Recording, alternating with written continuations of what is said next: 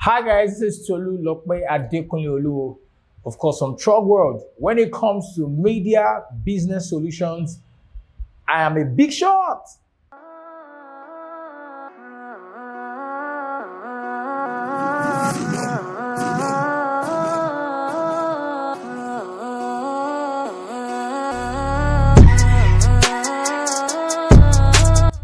Okay, my name is Tolu Oluwo.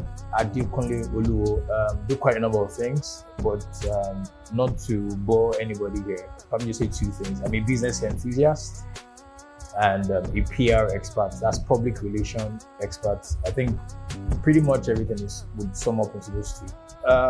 For business, like the word enthusiast. So I'm the man that is into the business of businesses. You know, what people get from what a foodie would get from food, what Serena will probably get from playing football is what I get from, seeing business start, crystallize, form, develop and extend. So that's pretty much what I do. I'm a business enthusiast. I'm the happiest person when I see a business, grow. I like when somebody calls me or calls the company, calls us and say, oh, what if business is probably gonna, we're going bankrupt, we think we're in the wrong space, we're doing the wrong business, and then we are called, not like we're like the Messiah, not to blow anybody's trumpet, but it's pretty much what we do. We like solving complex problems in record time. That's actually our motto, solving complex problems in record time. And for public relation, I think it was actually more from people. There are times people see it before you see it. People recognize your gifts, your talent, your skills, your what have you before you know it. So everybody around me pretty much just said, oh, Tolu, you have a way with people, or you have a way you see things that can, help. I make things that are really hard look very simple. And I think my growing up affected that a bit. I was born a stammerer. I stuttered a bit, I had speech defects. Obviously if you don't speak so well, you might not have so many friends. If you don't have so many friends, you might not have enough, what's the word now? I definitely had low self-esteem.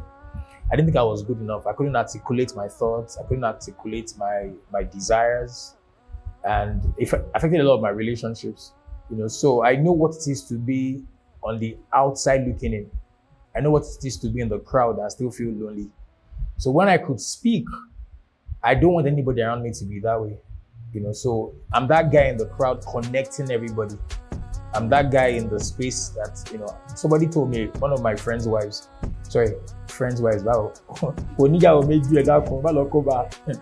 one of my friend's wife, singular, when you've not eaten. So he said, do you have a name? Like, obviously everybody has a name. Like, that she's seen me in like some gatherings. I'm always like, have you met this person? Oh, he's an engineer, he's with this company. Have you met this guy? He's a musician. Oh, this is the biggest blogger in Lagos. And then she's always waiting for me to introduce myself. Tolu, you've never done it. Like, I obviously have a business, I have a name. But I really don't care about me anymore. I've been there. I've passed through that phase. Now what I want to do is, if you bring me that honor, I want to give it back to the people around me. Because if you don't recognize me, I recognize myself. When I should have been pained or I've cried in the past, they cannot get to me anymore. Like they say in my church, if they won't put you on the stage, you create the stage. That's pretty much how business is for me as well. The interest came from business wanting to solve problems, and from PR experts wanting to connect people, give them a face, a voice. There are several satisfying moments for me in the business. I really won't want to pick out one over the other, but just seeing someone that was probably unsure of himself or herself become a titan of that industry is enough reward for me. There's a particular business not so far from where this recording is being done that I was in Ghana then, I was in training, and a friend called me that this community of Lebanese had a business. It was, they were not doing so well. And he told them that once Tolu comes around, he was going to help with the business. And I didn't want to work with them. I had heard things I didn't like about the Lebanese. I was obviously misguided, so I didn't want to work with them until I met this fantastic Lebanese family Then they introduced me to the Lebanese community in the city where the business is. And in less than 1 year, it became the biggest hangout, spots in that particular city. Interestingly, I had my pictures there, and I'm in their Hall of Fame. That is one of the things I enjoy from doing this. The things that motivate me, success. Success motivates me. Are different, and success also can be, success motivates me. The next will be excellence. There's this erroneous belief amongst men that nobody is excellent. I think is a fallacious statement. Excellence is measured at different levels or stages of life. Now let me use the Nigerian context, educational context. When we finished the primary school, the most important thing for us at the point was the common entrance examination. That was the most important thing. Now, passing that, you think, I just want to be Shama. We have not even started life. Primary school, you've not even started anything. No, your parents would. My own parent bought me a video game. I had SNES, Super Nintendo of those days. I was the biggest boy in town, but that was me excellent at that stage. Then I entered school, there was intro tech, there was integrated science. And then we were told again, there's another point of excellence in front, the junior WAEC, or the junior, I don't know, but no vex if you're not Nigerian. Go and Google it. Use Google. Junior WAEC, right? And we were told after it was a scam. They told after we passed that one, we'd be allowed to wear trousers. We could only wear shorts as junior secondary school students. And then we passed, and we thought life had started. Now we can do. And we're told, there's another one called senior WAEC. In fact, there's one that it can keep you at home for 4 years. It's called JAM. May JAM not jam you. And of course, I was also home for 3 years. I went to do IFE. Long story short. So I finished secondary school 2001. I entered university 2004. Now I was a JAM regular candidate. You could say, this was not there last year now. They changed their marking scheme. Not because I was not brilliant, but I had a school that I wanted to go to. The cutoff was 310. And I was getting 280. You can verify these things. Some people say things online that every parent was the first in their class. I wonder who the second or the third were. Not those kind of things. I'm not your kind of parent, in Jesus' name. So I'm a bit of a different person. And I want to probably share more light on that here. In business, they would say the most major challenge is finance or capital. I don't agree with that. Yeah, capital as a word, but not in the context that they use it. What you need for business is not money. The first thing you need is the idea. Your ideas will drive money.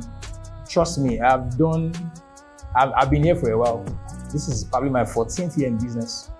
So the first capital you need to work on is your mind. They say in the business world, what the mind can conceive, the hands will achieve. It is your mind. It is the companies today that drive the market. Ask any one of them if they had money. They all had the ideas. Of course, some of them had parents who will ask the parents how they got the money. So for me, so business for me is finding the human need and then meeting it. Now, if you can, let me give you a very good example. My first unit was going to university. It was the days when they introduced midnight call. For me to be able to make pretty much you calling from 12:30 a.m. to 5 a.m. for free. Now you just met a lady, you want to woo over the night. I wonder why you stab your sleep. Children in this generation are wiser than us. Because it is breakfast that when they last. You not sleep. They will not be. Now, guys were smart. Decided buying airtime and they will keep it for midnight. So 100 naira airtime in the midnight can go as high as 500 naira. That's business. They have found a human need. Don't abuse them for, skyrocketing the price. You wanted to call. Is it compulsory? Is it your food? Is it why they send you to school? It's a luxury and you will pay for it. Now imagine a student buying a recharge card for 100 naira and selling it for 200 naira at night. Double the price, 100% increase. That's business. So when you find a human need and you meet it, you will be in business. And that's what has helped me over the years. So the major challenge I faced was just finding the right human need. And when you have humans, there must be a need. And it doesn't have to be a bad need. Somebody has a garage that can take 3 cars. Now God has blessed him and he has bought a 4th car. That's a problem. but it's a good problem. So how does he manage the problem? Then you come in with the solution. And when I go to buy fuel, I see people bring in liquid soap for me. If I want to buy liquid soap, is it petrol station that I will buy it? You think about it. Is it petrol station? You want to sell amala for me in Ibadan for 10,000 per plate? Hey, Jesus Christ. Think about it. But imagine you selling snowflakes. I've not gone to the abroad before, maybe. And you are telling me in Ibadan that there's a place where snow will be falling. And to enter the place, 50,000. Even if it's once in a month, after collecting salary, I want to go and experience it. Pretty much what I mean.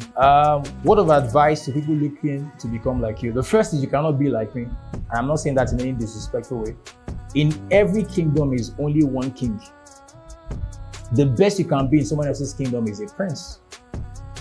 And what is even the word kingdom? A king and his domain. Just two words come together. Kingdom, king, domain. So I found my domain and I became a king there. So the only thing I can tell you is find your domain, find your space. You cannot defeat me in my domain because it is my natural habitat. Imagine a human being trying to outswim a fish. You are being stupid. Or even Usain Bolt cannot outrun a cheetah or a gazelle. It's not possible. That's how it works. Find your domain, find your space, and make it so beautiful. Now, there's something about human beings. It's called the scarcity theory. Humans feel whatever is available is not valuable. I want to say that again. Humans feel whatever is available is not valuable. So create that scarcity too around what you have found, and you'll see how people will throng from all over. If you ever had a cat, just be doing like this with that cat. There's a term called curiosity kills the cat. Be doing like this, like you're covering something. The cat will soon be aroused, will get interested and want to find out what you're trying to cover. That's how humans are too. Be a man of great value. Most common assumption. There are several, but since you're asking for one, let me just give you one. Maybe as a bonus, two more. The first would be that I'm married. A lot of people think most of my friends are married. And there was a time I was even using a space bus. I had a Toyota Sienna, and they say if you find a man that uses a Toyota Sienna, he's obviously married. So the most common assumption is, Tolu Oluwo is married. I'm not, never been married. Looking forward now. I wasn't before, but now I'm looking forward to getting married. Another assumption is, he's a Yahoo boy. Yahoo boy in the Nigerian parlance is into fraud, money fraud. Because of the kind of lifestyle I have, I don't come across as your regular Christian boy. You see me with chains. I believe in attractive Christianity. I think life is for the living. And you would pass this road but once. I've had near-death experiences. I've been sick to the point that the only hope was a neurosurgeon from the US that comes to Nigeria once in 4 months. And he told me, naturally speaking, my future, in 2 weeks, you need to get crutches. In this number of weeks, you need to be on the wheelchair. After this while, you'll be an invalid. And I knew he was not lying. And right there and then, God came through. And that's been 11 years. August 2011. So 11 years now. So having experienced all those things, the first time I was on the plane for 16 hours, made me rethink life again. 16 hours. I don't even know who is flying the plane. I don't even know if he's asleep. That day when I landed, there's nothing in this world I'll be afraid of again. So I live life on the edge. I live life very free. Nothing I own, matters as much as being in the present. So that might, for some people, look like, he's a Yahoo boy, he's a bit carefree. If I could eat one meal, my friends will tell you bread. I've probably tasted all the breads in the world. American, Italian, Nigerian, Indian, all the bread. There was a particular time in the US, there's a big bakery where you have several, breads from all over the world. I was there for many hours just sampling. I think it will be bread. I love bread. I've had bread this morning. I'll have bread later today, and I'm sure I'll eat bread at night. Don't see that is why I'm skinny. Now you sabi. Thank you very much.